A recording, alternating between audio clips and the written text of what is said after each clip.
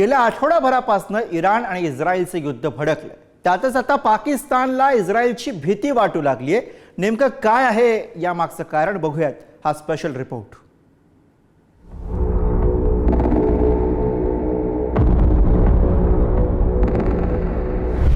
भारत पाकिस्तान तणावातून पाकिस्तान बाहेर पडतो न पडतो तोच पाकिस्तानला आता आणखी एक भीती सतावते। भारताच्या हल्ल्यात पाकिस्तानच्या अण्वस्त्रांना धोका पोहोचल्याचं सांगितलं जातंय। त्यातच आता पाकिस्तानच्या नेत्यांना आपली अण्वस्त्र इस्रायल नष्ट करतो की काय अशी चिंता लागलीय। याचं कारण काय? इस्रायलचे पंतप्रधान बेंजामिन नेतन्याहू यांचा एक जुना व्हिडिओ। बेंजामिन नेतन्याहू यांच्या एका मुलाखतीनं पाकिस्तानची चिंता वाढवली आहे। सध्या या मुलाखतीचा भाग पाकिस्तानच्या सोशल मीडियात वेगानं व्हायरल होतोय। कोणत्याही परिस्थितीत दोन देशांकडे अणुबॉम्ब नसावेत अशी भूमिका एका जुन्या मुलाखतीमध्ये नेतन्याहू यांनी मांडली। त्यातलं एक म्हणजे इराण आणि दुसरं म्हणजे पाकिस्तान। कट्टरपंथी स्वभावाच्या देशांकडे परमाणु बॉम्ब असणं फक्त इस्रायलसाठीच नव्हे तर जगासाठी धोका आहे। यात इराणचं नाव आहे जो अणुबॉम्ब बनवण्याचा प्रयत्न करत आहे। दुसरं नाव पाकिस्तानचं आहे ज्यांच्याकडे आण्विक शस्त्र आहेत। या देशांनी अणुबॉम्ब बाळगू नयेत असं आम्हाला वाटतं। mission that we have is to prevent a militant Islamic regime from meeting up with nuclear weapons or from nuclear weapons meeting up with a militant Islamic regime. The first is called Iran, the second is called Pakistan, because if these radical regimes have nuclear weapons, they will not obey the rules that have been obeyed in the last almost 7 decades. इराणनं अणुबॉम्ब तयार करू नये म्हणून इस्रायलनं त्या देशावर हल्ला केलाय।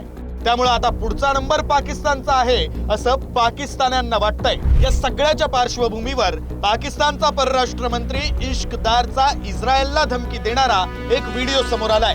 या व्हिडिओमध्ये इश्कदार म्हणतात, जर इस्रायलनं पाकिस्तान विरोधात वाईट नजर टाकली तर इस्रायलचे डोळे काढले जातील। आम्ही विटेला उत्तर दगडानं देऊ अशी धमकी त्यांनी दिली आहे।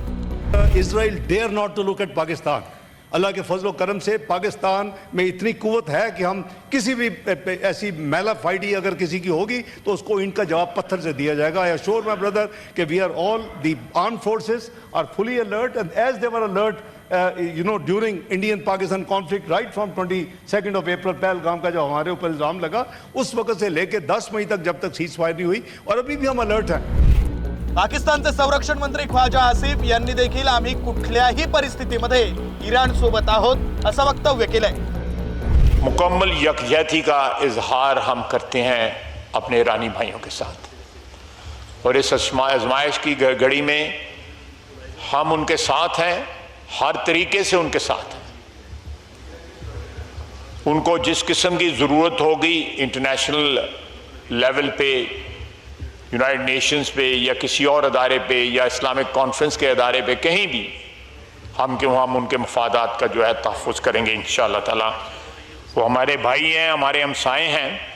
उनका दुख दर्द, उनकी खुशियाँ, उनका गम जो है हमारे साथ जो है मुश्तरक है।